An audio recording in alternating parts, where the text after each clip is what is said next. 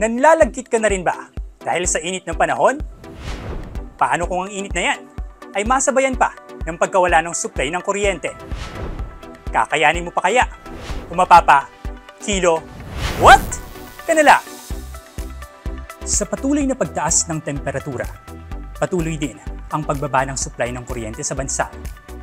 Ang pangunahing dahilan? Mataas na demand at pagkatuyot ng mga hydroelectric power plants. Noong 2024, umabot sa red alert ang banta ng Department of Energy o DOE sa supply ng kuryente. Ang red alert ay nangangahulugan na ang supply ng kuryente ay hindi sapat upang matugunan ng pangangailangan ng mga consumer at mga regulatories na kinakailangan ng transmission grid.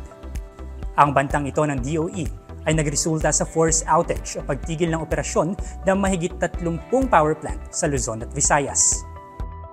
Ngayong 2025, panibagong babala ang inilabas sa posibleng pagtungtong ng supply sa yellow at red alert dahil pa rin sa mataas na demand na dulot ng mataas na temperatura. Isa sa mga tinitingnang pangmatagalang solusyon ng gobyerno sa bantang ito ay ang pagpapalakas ng renewable energy sources gaya ng solar, wind, at hydropower. Ayon sa Renewable Energy Act of 2008 o RA 9513, layunin ng pamahalaan na isulong ang malinis, mura at sustainable na kuryente. Mabawasan ang pagdepende sa inaangkat na fossil fuels at higit sa lahat ay maprotektahan ng kalikasan. Dito sa Nueva Ecija, 3 sa mga pangunahing renewable energy sources ay matatagpuan. Ang Kaseknan Hydroelectric Power Plant at Pantabangan Masiway Dam sa bayan ng Pantabangan. Ang mga dam na ito ay nagbibigay ng malalaking supply ng kuryente mula sa hydropower at patuloy na nagsisilbing sagot sa lumalalang demand ng enerhiya sa rehiyon. Kasama ng mga hydro plants na ito, may iba pa mga power plants sa Nueva Ecija na tumutulong sa pagtugon ng lumalaking demand ng kuryente. Halimbawa, ang G2REC at GIFT biomass plants na matatagpuan sa mga bayan ng Llanera at Talavera, kung saan gumagamit ng mga organikong materyales upang makapag-produce ng kuryente. Ang biomass energy ay isang malaking hakbang patungo sa mas malinis at renewable na pinagkukunan ng enerhiya. Isa pa sa mga kilalang power plants sa Nueva Ecija ay ang mga solar power plants, tulad ng M-Green Solar sa bayan ng Bungabon, na nagpapalawak ng kapasidad ng renewable energy sa lugar. Ang solar power plants ay isang hakbang patungo sa mas sustainable na enerhiya. Samantala, base sa datos ng DOE ukol sa ilang utility providers sa Nueva Ecija, ang NECO 1 ay kumukuha ng kuryente mula sa Wholesale Electricity Spot Market o WESM at mga renewable energy sources tulad ng hydro at solar power. Ang NECO 2, Area 1 at Area 2 naman ay nakadepende sa power supply agreements at mga lokal na renewable sources upang matugunan ang pangangailangan ng kuryente sa kanilang mga sakop na lugar. Ang SAHELCO o San Jose Electric Cooperative naman ay kumukuha ng supply mula sa mga hydroelectric plants at solar energy sources, kaya't nakakatulong sila sa pagpapalakas ng renewable energy sa kanilang lugar.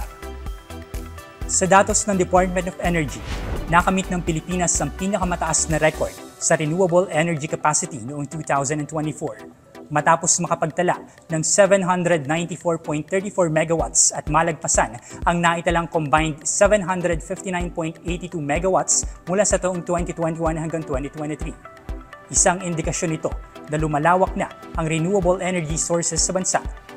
Pero sa kabila nito, nananatiling nangunguna pa rin na pinakamalaking source ng enerhiya sa Pilipinas, ang coal-fired.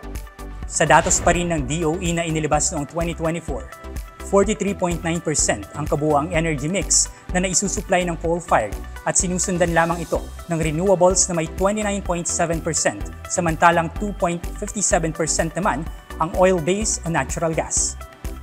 Ayon sa mga pag-aaral, ilan sa mga negatibong epekto ng coal-fired ay ang pagkakaroon ng polusyon sa hangin dahil sa binubuga ng mga planta nito na sulfur at nitrogen oxide. Ang pagkakaroon ng toxic waste dahil sa mabibigat na metal na tulad ng mercury at arsenic na galing sa coal ash. Pinapalala rin nito ang climate change dahil ang coal ang isa sa mga pinakamalalaking pinagmumulan ng carbon dioxide emissions na isa sa mga sanhi ng global warming o patuloy na pagtaas ng temperatura. Kaya naman ganoon na lamang ang kagustuhan ng gobyerno na palawigin ang renewable energy sa bansa. Hindi lamang para mapanatili ang supply ng kuryente sa panahon ng krisis, kundi para magkaroon tayo ng mas malinis at mas ligtas na kinabukasan.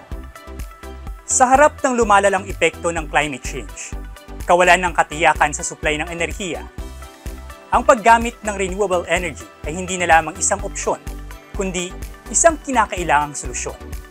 Pero lagi nating tandaan na kabilang tayo sa mga dapat gumawa ng aksyon.